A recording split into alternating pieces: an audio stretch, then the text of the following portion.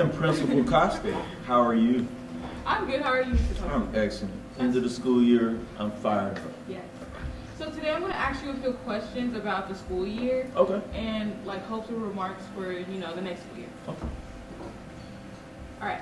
So this year marks our highest cohort graduation rate in over 15 years. What key strategies or changes do you believe contributed most to this milestone? Wow, that's a great question. I think number one, I believe we have stopped accepting a culture of failure at the school. I think for a long time it was fine for 60% of our students to graduate, and we came to work every day and we liked coming to work and we were fine with that, but the kids suffered and the outcomes of students suffered. So one of the things I noticed very early in my first summer here, before I even met anyone, I looked at the data and I had students who were failing classes by 1 point. And I was like, why?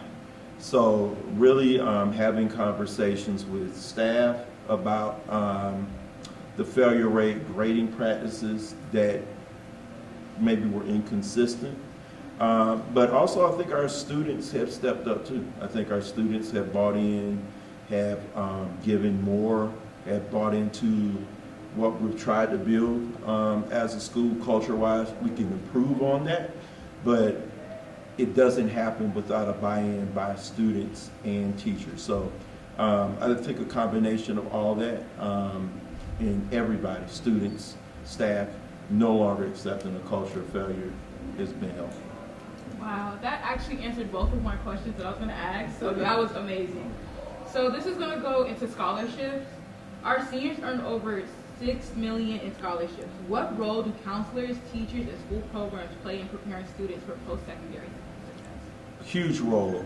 We have an operation push plan by the school district that goes all the way from kindergarten forward, which is really a good idea because you don't go to college starting in 12th grade. You're working to go to college actually before you even go to pre-K. The things that your parents do in your home, the books they expose you to, etc. But they all play a huge role. Counselors play a big role in terms of those Naviance tasks, those bridge loss tasks that you guys have to do to expose you to college readiness and awareness, your interest inventories and getting you guys excited about certain types of careers. And then we have a lot of programs. Again, a huge benefit for us has been College AIM, which does a really great job of exposing our students to FAFSA and getting financial aid, but also scholarships and college opportunities. I think the role College AIM has played, with the addition to our counselors, our senior advisors, has increased that number, and we look for that to get even bigger. That's amazing. With the introduction of Abbott this year, how do you foresee it impacting college and career readiness for future? I think it's just scratching the surface. I think as we get better with our implementation of that process and the Abbott elective, and then creating Abbott school-wide strategies, which you're seeing, maybe not in every classes, but when I go into a math class, shout out to Ms. Harper, and I can see students doing a reciprocal reading activity in math, I know that I have staff that have bought into some of those Abbott strategies. So I think the more we refine the process, it's going to prepare more students for those soft skills of organization, how to think, because there's more ways to get an answer than one way. And that also correlates to our teachers and teaching our students there's multiple answers. It's up to you to come up with your justifications for why you thought the way you thought. So creating more inquiry-based classrooms, helping our students with that reading and writing support, it's going to lead to more of our students being prepared to go to college and ready to do, ready to engage that level of work, because they're able to think and organize themselves to be successful. This year we had multiple winning awards for films. How does that change the success for someone? I think it's about branding your school. So that's one of the things that you use for your rising ninth graders, excuse me. I went to the rising ninth grade ceremony at Stone Mountain Middle. They probably had the greatest number of proficient and distinguished students in the course test that I've seen coming to here since I've been here. So those students have options. They can go to the Arabian Mountains. They can go to DeKalb Early College Academy. They can go to an IB program at one of the choice schools. So why would I want to go to Stone Mountain? Well, you can go to Stone Mountain because we have programs like audio, video, tech, and film. And you can be a winning student by taking an audio, video, tech, and film course here. You can get your story told across the world. So that's an avenue that we have that not all schools have. But our facility is probably the nicest one in the district. I've been to Dunwood's audio, video, tech, and film class when I was first looking at bringing this as an elective to our school, and ours is nicer. So we have one of the state-of-the-art audio, video, tech, and film rooms there is in the district. So it's just one of the things that I think we use to market and brand ourselves among the fact that you can come here and be a student award winner in film.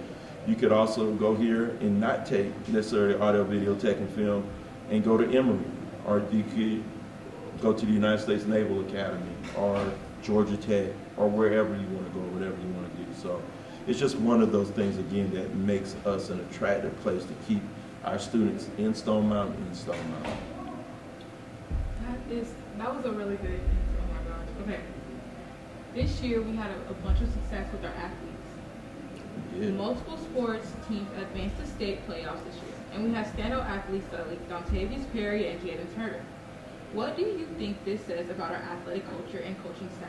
It's definitely changed since I've been here. The discipline of our teams has improved greatly. Since I've been here, I remember watching a football game in my first year, seeing students losing and throwing their helmets on the ground, talking to people in the stands. You don't see that anymore. I think we're fortunate enough to have some great coaches here who care about kids. And when you care about kids and you hold yourself as a coach, but our students accountable, they rise to the level of that accountability. So I think our kids are buying in, and we have a really good coaching staff. Again, the work that we've done in tennis and in soccer, in track, in wrestling, we've had a lot of success here. Flag football, a lot of success this year. Probably our most successful athletic year since I've been here 4 years. So great coaches, but even excellent scholar athletes too. To wrap up this podcast, the new cafeteria seating has made a visual and functional difference. How do physical improvements like this contribute to students' moral and daily experience? You want to go to a school that, put it this way, I've been as a student, I've been at schools where the books were falling apart, and that makes you think that people don't care. You were already in a building that's about to be 50 years old.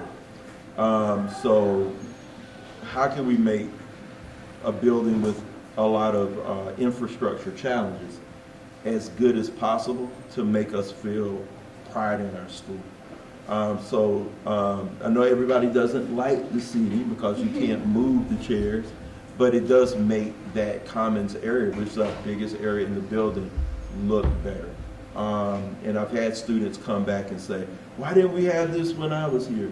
Because they see that it does look better. So hopefully it's just one of many things that gets our culture and our climate better at our school.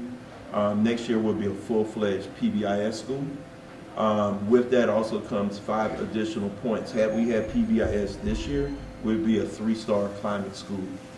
In Stone Mountain, I don't believe it's been a 3-star school in a long time. So the class of 2026 will usher in the 3-star climate change for Stone Mountain. So that's a good thing. That is a good achievement. So PBIS, just how you feel about yourself and your school. it's going to help everybody involved. How we treat our school, how we throw things away, treat our bathrooms, those kind of things will have a big impact on us academically. It'll help us with attendance, and it will also help us with behavior. Thank you so much for answering my questions. Oh, thank And, you. The rest of your day is good. Thank you. You have a great summer. I was Okay. Thank you.